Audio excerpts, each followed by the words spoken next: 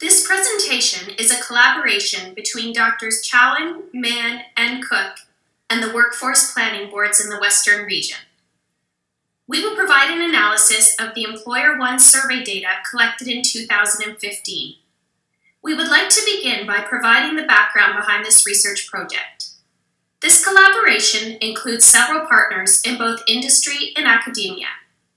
While the workforce planning boards collected the survey data, Drs. Chowan, Mann, and Cook completed the analysis of the data with future plans of publishing in academic journals and presenting at academic conferences.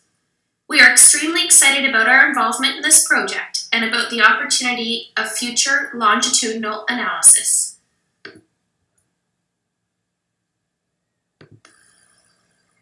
While each of the workforce planning boards conducted analysis of their own region, our research was able to aggregate all of the data from all regions and analyze at an aggregate level.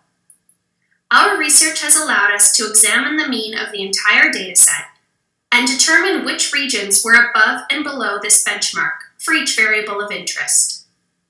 Our analysis also provided an opportunity to highlight which findings were substantially versus statistically significant. A significant amount of time was spent cleaning the data to ensure that all missing data were treated consistently. Locally generated results may vary by region if missing data were treated differently, and this can result in comparisons between regions being imprecise.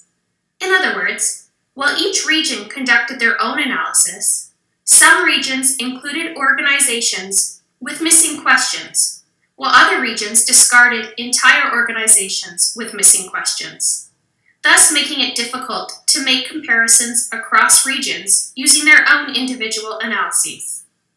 Therefore, we were able to provide comparisons across regions with our aggregate analysis by treating all missing data consistently.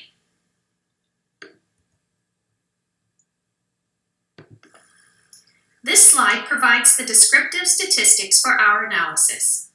While 1,914 organizations were surveyed, after correcting for missing data, the final number of organizations in our analysis is almost 1,500. The number of organizations is provided for each of the 9 regions or workforce planning boards. 78% of these organizations were a head office, while the rest were a branch.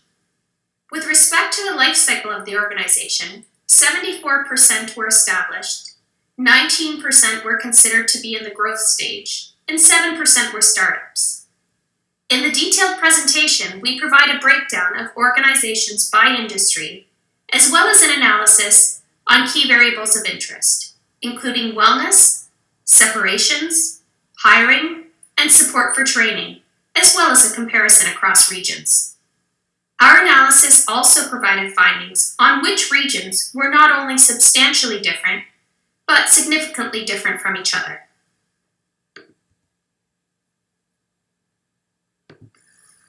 A summary is provided of the averages for each of the variables of interest. For example, 39% of organizations have a wellness program. The longer, more detailed presentation provides the averages for each of these variables by region, as well as any significant differences between regions. In addition, that presentation provides analyses on the perception of the quality of available workers.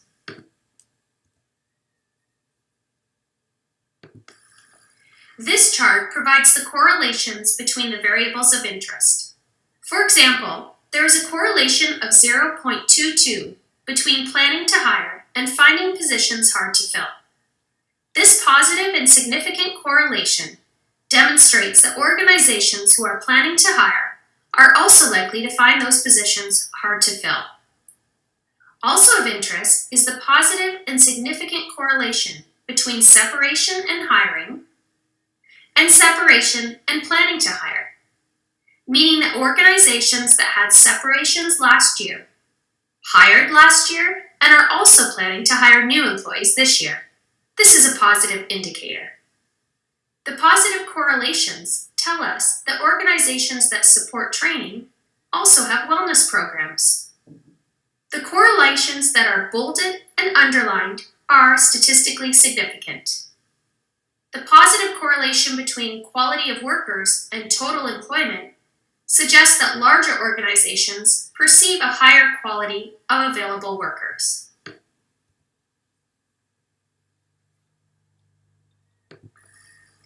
The next slide shows whether each region was higher or lower than average on each variable. A down arrow indicates that the region is below the average on that variable, and an up arrow indicates that the region is above the average on that variable. This chart can be difficult to interpret given that some variables are positive and some are negative. For example, a down arrow on the hard to fill variable can actually be considered to be a good thing.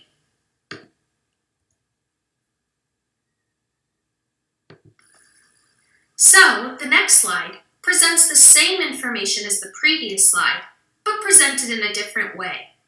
For the good variables, the up arrow becomes a plus sign. But for the negative variables, namely separation, using a recruitment agency, and finding positions that are hard to fill, the up arrow becomes a negative sign. This chart can be used to present an overall picture of each region. More plus signs for each region could be considered to be good news for that region. We can get a picture of each region by examining this slide in more detail. For example, if you compare Bruce Grey, Huron-Perth, and Wellington, both regions have higher than average unemployment rates and participation rates, and yet they vary on several other variables. Employers in the Bruce Grey, Huron-Perth region are below average on offering wellness programs and supporting training. They have had separations in the past year, have not been hiring as much as other regions, are not planning to hire, are finding positions hard to fill, and find the quality of available workers to be lower than other regions. Contrast that with Wellington, where employers have been hiring, are planning to hire, are supporting training, and are not finding positions difficult to fill. In addition, in Wellington, there is a perception of a higher quality of available workers. We are really interested in working with each region to understand the story of what these findings mean for their region. We can then decide on future, more in-depth analysis that would be of value to all stakeholders.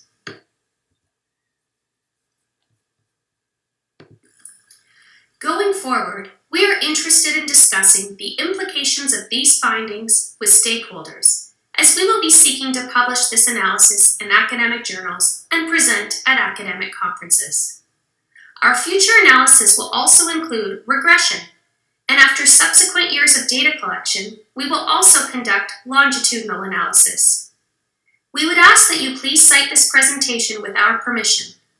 Please email us at the email addresses provided with any questions, feedback, or thoughts on interpretation of the findings. We look forward to hearing from you.